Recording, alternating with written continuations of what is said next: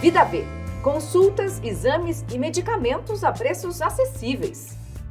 Entra ano, sai ano e lá vem a campanha contra a dengue de novo. Segundo a Organização Pan-Americana de Saúde, estima-se que cerca de 500 milhões de pessoas nas Américas correm o risco de contrair dengue. Por que será, né, gente, que é tão difícil a gente erradicar essa doença? Como é que ela é transmitida? Você sabe tudo? Quais são os sintomas? A gente vai tirar as nossas dúvidas sobre esse assunto no Conexão Viva Bem de hoje, que recebe o jornalista Felipe Campos, que já contraiu dengue e também zika vírus, e vai dar seu relato sobre esse assunto. E também está com a gente a imunologista Briana Nicoletti. Sejam muito bem-vindos. Muito obrigado. Muito obrigada. Parabéns aí pelo programa. Obrigada. Sucesso sempre. Para nós. Bom, vamos começar contando um pouquinho da tua experiência. Conta pra gente, como é que foi? Você contraiu ao mesmo tempo, primeiro um, depois o outro? Conta.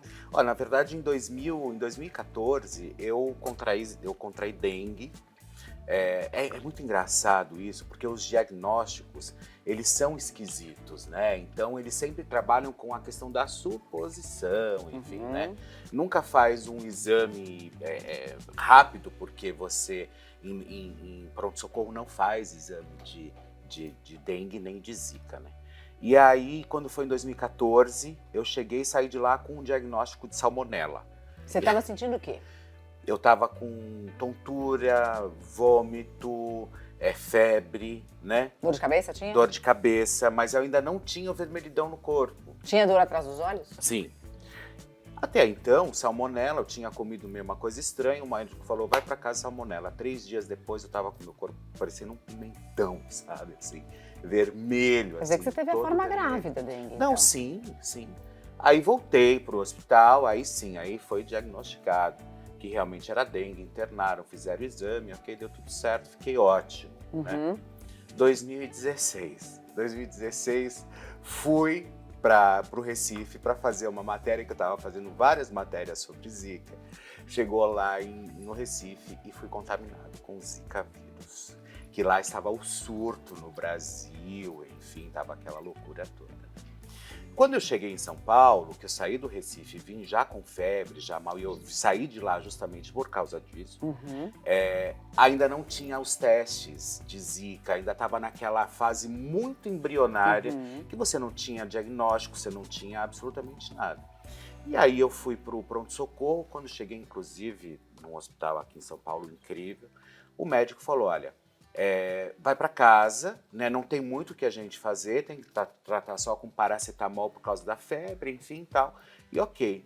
Só que nessa história toda, Mariana e doutora, eu tive uma queda de imunidade horrorosa. Imagina. Horrorosa, assim, sabe? E que daí culminou, infelizmente, com a minha paralisia. Depois, logo depois. Paralisia facial. Facial, mas não foi por causa da zika, foi por causa da meningite, que me deu em função da queda de imunidade. E aí eu fui internado e deu a paralisia, enfim, foi um horror. Doutora, vamos falar um pouquinho dos sintomas, né? Bom, os clássicos da dengue ele mencionou, né? Sim. Tem algum outro que a gente pode sustentar? Opa, dengue, pintando na área. Uma coisa que eu acho que é legal a gente comentar é que os sintomas iniciais, eles são muito parecidos. Então, tanto para dengue, zika e até chikungunya, né? Que é transmitida pelo mesmo inseto ali. Então, sim, febre é um sintoma importante que aparece no primeiro dia. É muito alto? Alta para dengue, zika nem tanto. Então, os sintomas de zika são muito semelhantes, mas muitas vezes mais abreviados, um pouco mais brandos, né? Muita dor no corpo, dor de cabeça, náusea, pode dar um pouquinho de diarreia. E realmente o rash, né, aquela vermelhidão que pode ou não vir com coceira, não costuma vir no primeiro dia. Ela aparece entre o 3º e o 5º dia. E não é em todo mundo também, né? E também não é em todo mundo, e tanto para dengue como para zika. Pode vir, né? Então, os sintomas são iniciais. Os exames, nos primeiros dias, eles são mais complicados para fechar o diagnóstico, porque a gente tenta, um laboratorial, tentar isolar o vírus, ou colher uma sorologia, que aí você avalia os anticorpos. Eu tive dengue 2 vezes, nenhuma das duas eu tive rastro cutâneo, não tive vermelhidão, nem tive coceira, mas a dor no corpo da segunda vez foi uma coisa extraordinária, assim. O que eu sentia era como se tivesse, tipo, com as articulações amarradas em um trilho de trem, um trem passando por cima de mim. Eu achei que eu ia morrer mesmo, da dor do corpo. Sim, isso é uma das coisas que os pacientes mais falam, a intensidade da dor no corpo, a intensidade da dor de cabeça, acaba sendo um sinal de alerta para o médico que está lá na linha de frente, né? Para pensar em dengue, pensar em zika. Mas na zika, da segunda vez, a dengue tratou, ok, fiquei mal. Mas na zika, eu achei realmente que eu fosse morrer. Foi uma coisa muito esquisita, porque a infecção pegou todo o meu sistema nervoso central.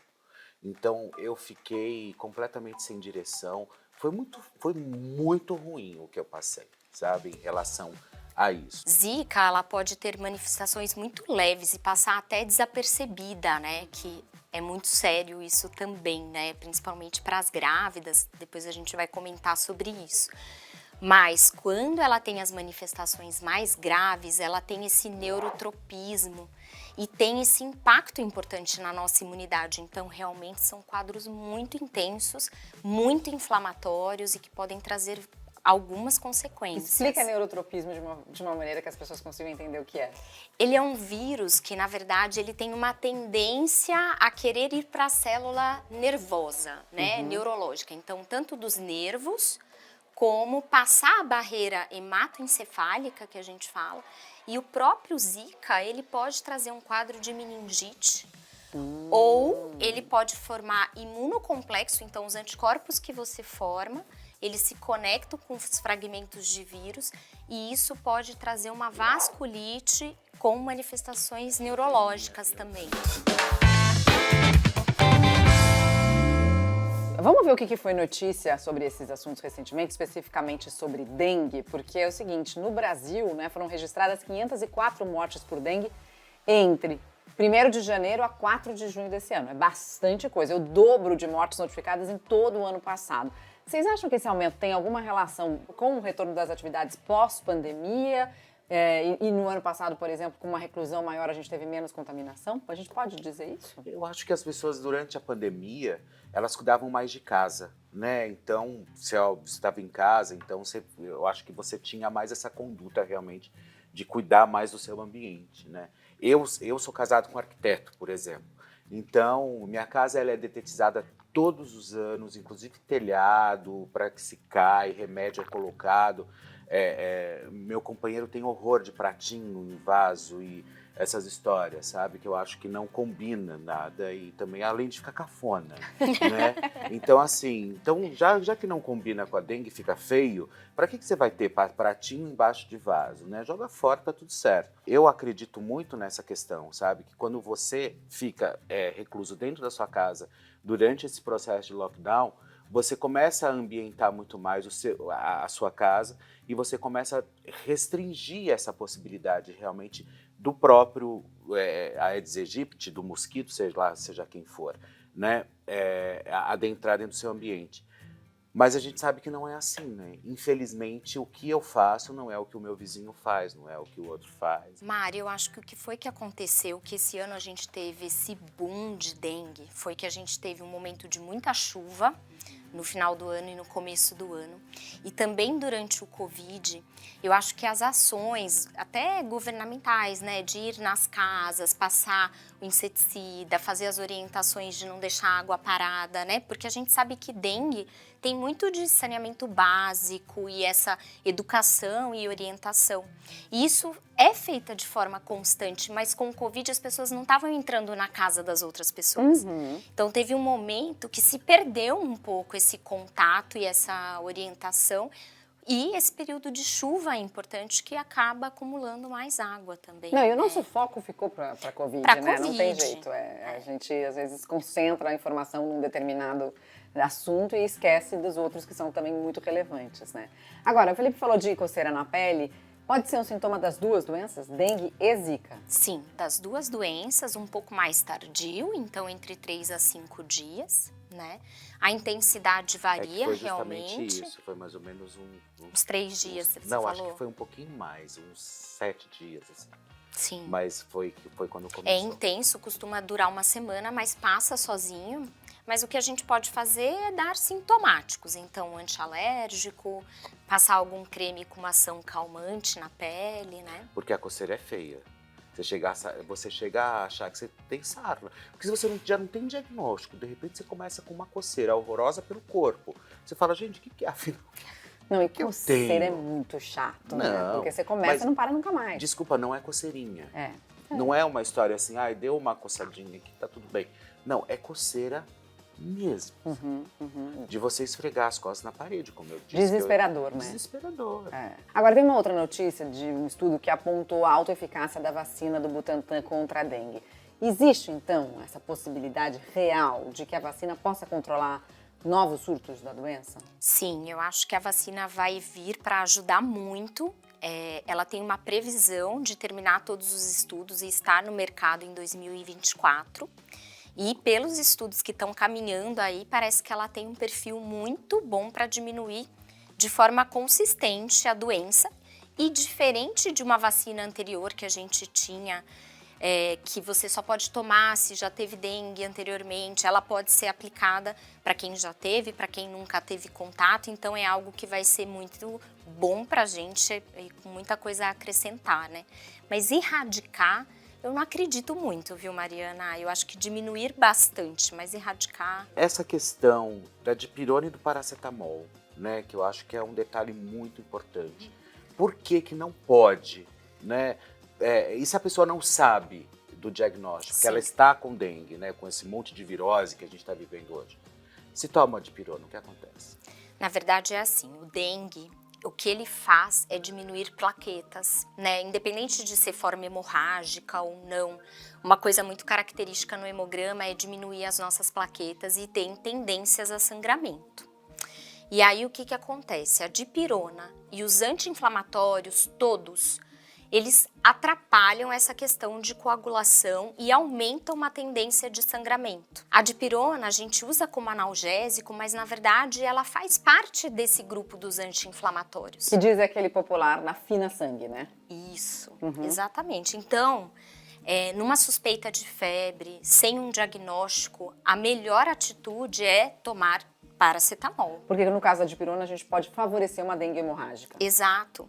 Então, isso é super importante, tanto para a prescrição, né, do médico que está lá na porta, como para o paciente, porque como a gente tem acesso a esses medicamentos, né, então, eventualmente acontece da pessoa tomar uma dipirona, um anti-inflamatório e pode ter eventos hemorrágicos por conta disso. Agora, tem muita gente que ouve isso, né, dengue hemorrágica, e acha que a pessoa vai ficar sangrando do lado de fora. Não é isso que acontece, né? Extraindo sangue. É.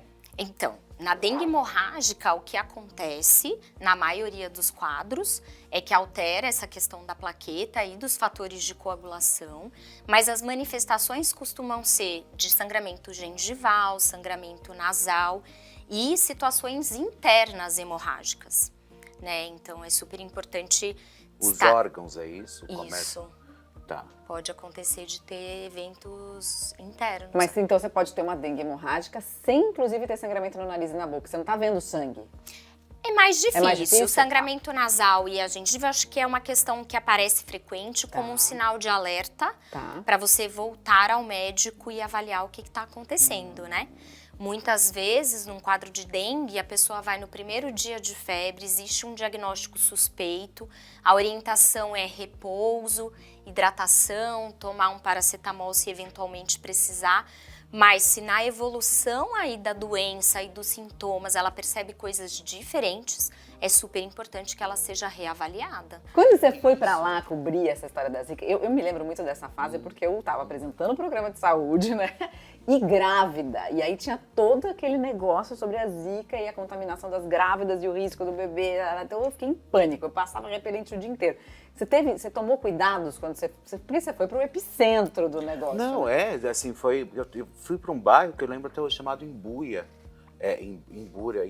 Imbuia, que é um bairro muito mais simples, né, do Recife, e aonde realmente estava toda a concentração lá, que estava aquela loucura no Recife. Não tinha muito o que você fazer, era você passar repelente, né? E seja o que Deus quiser, meu amor, né? Vamos ver o que vai acontecer nessa história toda. E aí eu fui, não só eu, mas um monte de gente também que estava lá trabalhando, jornalista, câmera, equipe. Foi uma loucura, porque muita gente se contaminou também. Eu vi muitas mortes lá, muita gente morrendo por causa disso, sabe? Então, são cuidados essenciais que a gente tem que ter, né? O repelente nem sempre resolve tudo. A gente falou aqui da questão do hábito dentro de casa, né? De realmente eliminar qualquer foco de água e não necessariamente só água, porque às vezes a gente achava que era só água suja, mas na verdade, ou só água limpa, mas também na água, qualquer tipo de água, né? Que mais de dica para eliminar focos de dengue e zika? Bom, acho que a gente pode pensar em ambiente, usar tela. Nessas regiões, por exemplo, até mosquiteiro, né, na cama, berço, cama de criança, repelentes de parede também, não só no seu corpo, né, e lembrar que os repelentes têm um tempo, né, a gente tem que repassar. Uma outra coisa, roupa com manga comprida, calça, apesar do calor. Nessa situação, às vezes vale a pena para você evitar as picadas, fechar sua casa, né? Naqueles momentos onde tem mais intensamente a quantidade de mosquito e de pernilongo. Então, acho que essas medidas é o que a gente tem para fazer no nosso ambiente e na nossa casa. Quem está em ambiente de calor, né, que passa protetor solar também, lembrar que o repelente é posterior, né? A última coisa, depois do protetor solar. Primeiro o protetor solar e depois o repelente. Porque se você passa o repelente embaixo do protetor solar, também diminui a eficácia do repelente. Sim, né? O protetor é uma barreira, né? Então, se o repelente fica embaixo, ele perde a eficácia. No caso da Mariana, ela teve 2 vezes, né? Ela contraiu a primeira, ela disse que foi mais leve, a segunda um pouco mais agressiva. Qual é o tempo que a dengue, para você ser contaminado? Porque de repente, por exemplo, eu fui contaminado com dengue, dali uma semana eu posso ser contaminado de novo? Felipe, o que acontece com a dengue é que a gente tem sorotipos diferentes. E tem sorotipos diferentes rolando aí em regiões. Então, na mesma região, a gente pode ter mais de um sorotipo. Quantos são ao todo? 4? 4. Uhum. Então, a gente pode pegar novamente um outro sorotipo. A gente, por exemplo, se a gente pega o 1 ou 2, a gente fica imune àqueles 2. Aqueles Mas 2. a gente pode ainda pegar o 3 e o 4. Exato. Porque a nossa imunidade não tá... Que legal, não é de Deus, né? Não é de Deus, O né? Aedes aegypti não é de Deus não, também. Não é de Deus, gente. Por Agora, o favor. Zika, a chance de pegar novamente é muito menor. Pelo menos não se entende, não tem grandes evidências de que a gente pode pegar de novo. Mas dengue, sim. Então, em qualquer momento, você pode pegar novamente se for um outro sorotipo. Lembrando que as formas hemorrágicas são muito mais frequentes depois de uma primeira infecção. Então, na segunda, na terceira. Para ficar em observação e mais alerta. Isso é muito louco na dengue, né? Porque normalmente quando essas doenças virais a gente pensa, já peguei uma vez, a segunda vai ser mais leve. Mas no caso da dengue é exatamente o contrário. Por isso que é brincadeira, a gente tá brincando aqui que não é de Deus, mas realmente, porque você pega a primeira vez, se você pegar a segunda vai ser grave, a terceira mais grave e a quarta mais grave ainda, né? Exato. E a gente já falou aqui dos sintomas da dengue, mas e quando mais de uma doença apresenta sintomas parecidos? Como é que a gente descobre de fato o que a gente tem? Vamos saber com a Gabriela Ingrid no Sem Frescura. Mesmo que você não tenha pego Covid nos últimos 2 anos, é bem provável que em algum momento você achou que estava com a doença. Isso porque ela compartilha sintomas com outras que já estavam presentes no nosso dia a dia, tipo a gripe, a sinusite e até a dengue. Entre esses sintomas estão a coriza, a tosse, a dor de cabeça e a febre, mais comuns em casos de infecções por vírus. Uma ameaça foi detectada. Segundo especialistas, essa similaridade acaba atrapalhando o diagnóstico, especialmente em casos mais leves da Covid, que são mais comuns depois da vacina, né? Você se vacinou. E mesmo sintomas mais típicos da doença, como a perda de olfato e de paladar, não rolam com todo mundo. E para ajudar, a Covid ainda apresenta casos assintomáticos, que são quando a gente não tem sintomas e ainda assim conseguimos transmitir a doença. Mas antes de suspeitar que o que você tá sentindo aí é Covid, vale observar se não é uma das outras doenças que eu já falei. No caso da dengue, por exemplo, os sintomas mais comuns são dores nas articulações, náusea, dor ao movimentar os olhos e manchas vermelhas pela pele. A sinusite, por sua vez, traz dores atrás dos olhos, no nariz, na testa e nos seios da face. E pode haver ainda inchaço no rosto, dor de garganta e de ouvido. Já a gripe tende a ser mais agressiva do que a Covid leve e traz um pacote completo. Você pode sentir febre súbita, tosse seca que depois vem com catarro, dor no corpo, mal-estar e coriza. E caso você não tenha nenhum sintoma específico, não tem jeito. Melhor a se fazer é um teste, para tirar dúvida do que você está tendo. No caso da Covid, os autotestes podem ser bem eficientes e feitos logo no primeiro dia de sintoma. E caso o primeiro teste dê negativo e você continue com sintomas, é melhor repetir ele depois de 1 dia ou 2, só para garantir se você está com Covid mesmo ou não. Além da questão da transmissão, é importante diagnosticar a Covid por outros motivos. Um deles é uma tensão adicional no caso do agravamento dos sintomas, como a falta de ar e a febre persistente. O outro diz respeito ao tratamento, que no caso da Covid não tem um específico, mas se você estiver com dengue e tomar analgésicos tipo aspirina, pode ser perigoso. É por isso que é importante você saber se o que você tem é Covid ou não, justamente para evitar a automedicação e problemas mais sérios. Felipe, eu queria voltar falando um pouquinho da paralisia facial, porque qualquer tipo de paralisia eu acho que assusta muito as pessoas, né? Foi algo repentino, apareceu de uma hora para outra, de repente você se olhou no espelho ou percebeu, como foi? Não, eu tava num processo já de febre, enfim, e aí o meu companheiro chegou em casa quando eu fui piscar para ele falar, oi, tudo bem? O olho não desceu. Eu falei, que estranho. Aí eu fui pro espelho. Aí eu fui pro espelho e fiz assim, não descia o olho. Enfim, meu tio é otorrino, eu liguei para ele na hora. Falei, tio, tá acontecendo assim, assim. Ele falou, vai pro pronto-socorro agora que você tá tendo uma paralisia facial. Aí foi quando eu fui, né? E daí eu fui pro Sírio-Libanês, fiquei lá com o doutor Davi Wip. E aí começou toda a correria, né, para ver o que tinha acontecido. Paralisia, qualquer tipo de paralisia facial nesse caso, quanto antes diagnostica mais rápido, mais chance tem de não ter sequelas? Com certeza. Então, quanto antes o tratamento, fisioterapia, melhora o resultado. E melhora, Mas né? 2016, nós estamos em 2022. Dois. É que eu lembro. Em 2022. Até hoje eu faço fisioterapia. Lógico que eu não vou mais, enfim, mas todos os exercícios eu faço. Porque eu tive uma boa melhora, mas eu fiquei com pouca sequela. Mas mesmo assim eu tenho que ativar esses músculos e nervos que precisam, né? Porque senão a tendência é piorar. Sem dúvida. As sequelas da Zika ficaram muito conhecidas, especialmente nas crianças que foram infectadas quando a mãe na gestação contraiu Zika, né? No caso da dengue, a dengue também pode deixar sequelas? A dengue não passa para o feto, diferente da Zika. O que pode acontecer com dengue é abortamento, né?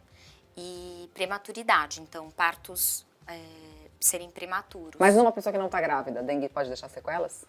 Depende da intensidade da clínica que ela teve durante a dengue. Pode sim. A dengue tem manifestações na forma grave neurológicas também. Que podem durar para sempre. Em outros órgãos, por exemplo, o fígado, sim. Porque a chikungunya a gente sabe que tem sequelas mais estendidas, né? É mais comum sequela estendida na chikungunya do que na dengue. Bem mais comum. Tá. A gente está falando das formas graves, que são bem menores. Isso se der tudo certo e a pessoa não for a óbito, porque a gente ainda sabe que tem situações que a pessoa acaba indo a óbito, não tem o que fazer, né? Sem dúvida. Vamos para mitos e verdades agora, porque apesar das informações que a gente tem hoje em dia na imprensa, na mídia, nas campanhas de prevenção, muitos mitos ainda são repassados sobre a dengue. Vamos falar um pouquinho sobre esses mitos principais. Primeiro mito, no inverno, a população está livre da doença? A gente sabe que não, né, Mari? Então, é o que está acontecendo agora com a gente, né? A intensidade das chuvas, tudo isso que a gente conversou, a gente tá cheio de mosquito e mosquito infectado em boa parte do país. No Nordeste a gente tá com um surto super importante, né? Acho que sempre teve muito lá, né? Mito 2. Todo mundo que é picado pelo mosquito pode ser contaminado por dengue e zika? Não, só se o mosquito estiver contaminado. Então, ele é transmitido pelo Aedes aegypti, né, que é o pernilongo a fêmea, mas se ela estiver contaminada. Então, se ela picou alguma pessoa, ela se contamina picando uma pessoa com a doença, né? A pessoa é um vetor da doença, né? Isso. Então o mosquito tá lá sem doença, pica alguém contaminado e a partir de então o mosquito passa a ser vetor e contamina a outra pessoa. Exato. E são o mesmo, ele transmite a dengue e a zika. Ele pode transmitir no mesmo dengue, zika e chikungunya. Numa picada só? Pode. Se ele tiver pode infectado ter pelas três? co-infecção. Jura? Mas aí também, né? Ah, é Vamos bem mais combinar. raro, Aí você, né, aí você pode gente? jogar na cena, né? Você pode ir jogar, porque você vai ganhar. Meu Deus. Né? É Você muito. vai ganhar. A co-infecção é muito menos Comum. comum, exato. Agora, a gente já falou aqui, mas mais um, vamos esclarecer essa parte para deixar isso bem informado aqui. A dengue hemorrágica só ocorre em quem contraiu dengue pela segunda vez ou pode ocorrer já na primeira contaminação? A gente hoje sabe que pode sim acontecer na primeira contaminação, mas o muito mais frequente num segundo episódio de dengue. Mais um mito. Não existe remédio que cura a dengue. Não, dengue é uma doença viral. Na grande maioria dos casos, a gente trata com sintomáticos repouso e hidratação. Tem que esperar passar. Tem que esperar passar. Muita água. A água é super importante, né? Super. A hidratação é super importante. Dengue e zika são contagiosos? São pelo mosquito, a gente não passa para uma outra pessoa. Se eu tiver né? com dengue aqui, não tiver nenhum mosquito aqui no nosso cenário, tá tudo certo, Tá vocês não tudo estão correndo certo. risco. Mas se eu tiver com dengue e tiver um mosquitinho aqui, vocês já podem ficar espertos, É isso. apavorados. Doutora, antes da gente terminar, eu acho que seria importante a gente falar um pouquinho sobre o contágio, né, de zika e dengue. Nas gestantes a gente já falou, né, em bebê, em criança. Os sintomas são diferentes nas gestantes? Os riscos a gente sabe que são, mas o sintoma é diferente? Não são diferentes, Mari. Então, ele pode ser de assintomático até febre, dor no corpo, enfim. Mas é muito importante na gestação, principalmente no último trimestre, porque ele tem essa história de passar para o feto e aí pode trazer malformação. E essa malformação, a gente viu que a maior incidência é de microcefalia, então é uma coisa muito séria para o bebê, né? Agora, na segunda vez que eu peguei dengue, eu estava amamentando. E eu continuei amamentando. Não tem risco no caso da dengue, né? Dengue não, mas você sabe que zika pode passar pelo leite, Pelo leite. né? Mas aí, enfim, a criança já está formada, ela pode ter um quadro viral de zika, mas não de malformação, porque ela já nasceu, já não tem mais a história de formação. Mas por isso é importante também identificar qual é o vírus com que você tá, né? Porque senão você pode passar alguma coisa pro bebê. Exato. E a mulher que está amamentando tem uma orientação médica, né? De como conduzir, se vai continuar, como que vai parar um pouquinho, e enfim. Mais alguma dúvida, Felipe? Nenhuma, tirei todas. Alguma dica? Não, fica em casa cuidando da casa, né? Tenta evitar ao máximo, né, gente, assim, essa possibilidade e tentar combater, né? Porque eu acho que só depende da gente, não adianta, é dessa conscientização mesmo e dos governos, né, gente? Por favor, né? Vamos tentar fazer alguma coisa e tentar minimizar essa questão, porque é dolorido, é sofrido. Sem dúvida. Mais alguma coisa, doutora? Eu acho que a gente pode também comentar dessa consciência coletiva, né? Fundamental. Então, cuidar da nossa casa e, eventualmente, ajudar a passar alguma informação para quem está do lado, que a gente está vendo que alguma coisa pode estar acumulando aí, água e tudo mais. E não só esperar de ações governamentais também, né? Fazer a nossa parte, mas eu acho também importante que eles façam a deles, Com né? certeza, É. com certeza. Veja a diferença que faz, né? E o que a gente está passando esse ano aí, né, gente? Sem tantas campanhas, né? Pois é. Foi um prazer ter você aqui, Felipe, Também, contando um pouquinho mais da querida. sua história, conhecer Que um pouquinho bom. mais de você. Obrigada. Amém, viu? parabéns, Obrigada. você merece sucesso Obrigada, sempre, querido. viu? Obrigada pra nós. Obrigada, doutora. Prazer imenso. viu? Imagina, foi um prazer. E obrigada pela sua companhia também. A gente se vê em breve.